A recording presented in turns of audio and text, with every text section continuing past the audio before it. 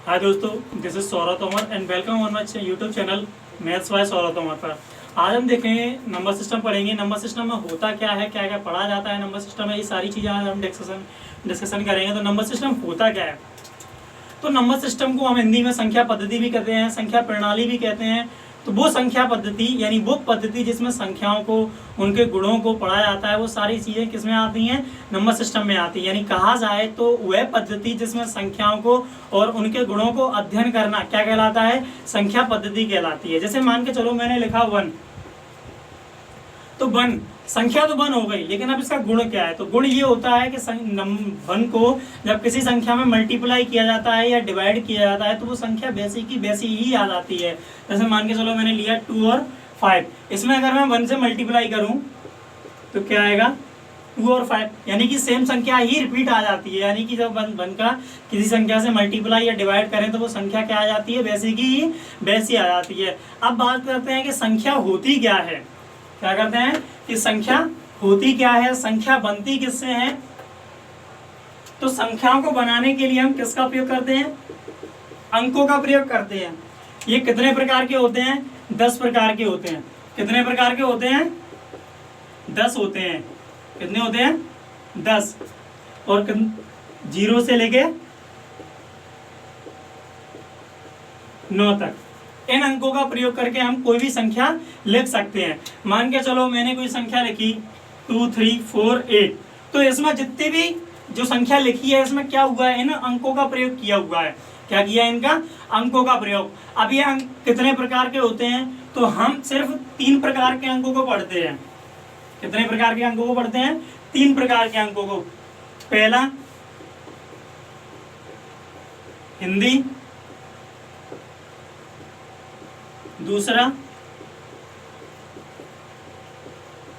हिंदी अरबी, और तीसरा होता है रोमन।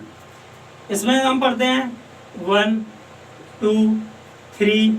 इस तरीके के जो नंबर्स होते हैं वो सारे किस में आते हैं, हिंदी के अंकों में आते हैं। दूसरे होते हैं हिंदी अरेबियन, जिनका हम ज़्यादातर प्रयोग करते हैं, जैसे कि ये 1, 2, 3 इस तरीके के अंक। और रोमन अंक होते हैं 1, 2, 3, 4, ये सारे क्या होते हैं, रोमन अंक। अब इसके बाद में पढ़ेंगे हम कि संख्याओं का शुद्ध मान यानी कि संख्याओं की फेस वैल्यू, प्लेस वैल्यू, ये सारी की सारी किस तरीके से निकाली जाती है। तो अब हम देखते हैं फेस वैल्यू। इन्हें हम हिंदी में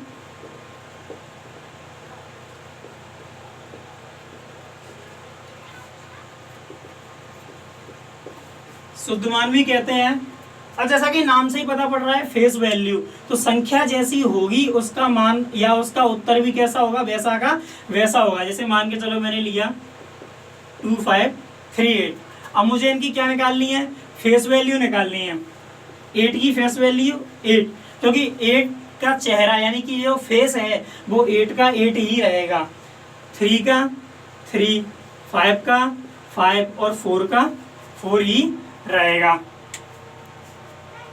इसके बाद हम पढ़ेंगे इसकी प्लेस वैल्यू कि प्लेस वैल्यू क्या होती है।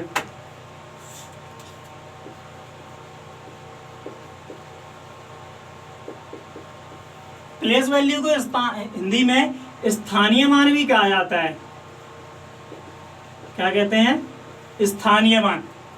प्लेस वैल्यू क्या होती है, इसका स्थानीय मान। तो स्थानीय मान किस तरीके से निकाला जाता है, मैंने लिखा 4, 3, 5, 8। इसमें हमें 3 का स्थानीय मान निकालना है, यानी क्या निकालना है, प्लेस वैल्यू निकालनी है।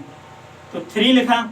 अब 3 किस जगह पे है वो देखना है पहले हमें। 3 किस जगह पे है, जैसा उसमें दिया हुआ है प्लेस, तो 3 तो लिख दिया। अब 3 का प्लेस क्या है, तो 1s, 10s, 100। हिंदी में क्या पढ़ते हैं, इकाई, ढाई, सैकड़ा।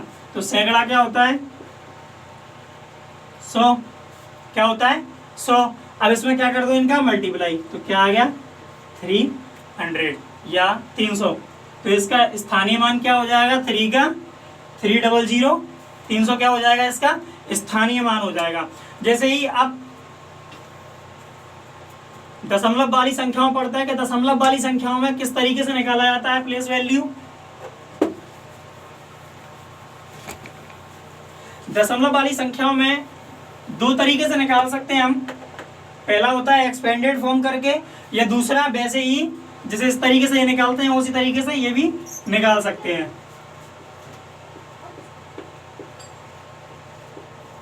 जैसे ये कैसी संख्या है, दशमलव वाली संख्या है, इसमें हम किसका निकालेंगे, 7 का निकालना है हमें। किसका निकालना है, 7 का स्थानीय मान निकालना है। तो पहले इस संख्या को किस में बदलेंगे, इसके एक्सपेंडेड रूप में यानी कि विस्तारित रूप में लिखेंगे। तो विस्तारित रूप में किस तरीके से लिखते हैं, यहां से क्या हटाएंगे हम, पॉइंट हटाएंगे। पॉइंट हटाएंगे, नीचे क्या लग जाएगा 100। इस तरीके से इस संख्या को क्या कर देंगे, एक्सपेंडेड रूप में लिखेंगे।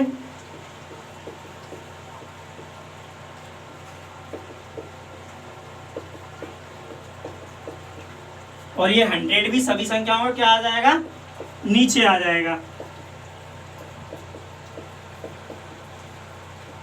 अब हमें किसका निकालना है, 7 का निकालना है। किसका निकालना है, 7 का। तो किसी और को देखना ही नहीं है, सिर्फ 7 वाले को देखो। इसको देखा हमने, इसका स्थानीय मान क्या हो जाएगा, 7/100। क्या हो जाएगा, 7/100। अगर ऑप्शन की अवेलेबिलिटी ये भी होती है 0.07, तो ये भी इसका क्या हो जाएगा, आंसर हो जाएगा। ये ऑप्शन की अवेलेबिलिटी पर डिपेंड करता है कि ये दिया हुआ है कि ये दिया हुआ है। इसी तरीके से हम और देखते हैं कि फेस वैल्यू और किस तरीके से, दूसरे तरीके से किस तरीके से निकाली जा सकती है, वो भी देखते हैं।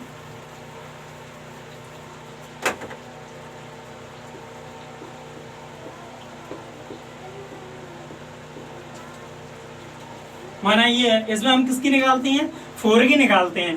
तो 4 की निकालनी है, 4 के बाद वाली संख्याओं को हम क्या कर देते हैं, भूल जाते हैं कि 4 के बाद कोई संख्या थी। इसको दोबारा से हम रिपीटेशन लिखते हैं, कहाँ तक, जहाँ तक हमें निकालना है। जैसे हमें 4 की निकालनी है तो सिर्फ 4 तक लिखते हैं। कहाँ तक लिखते हैं, 4 तक।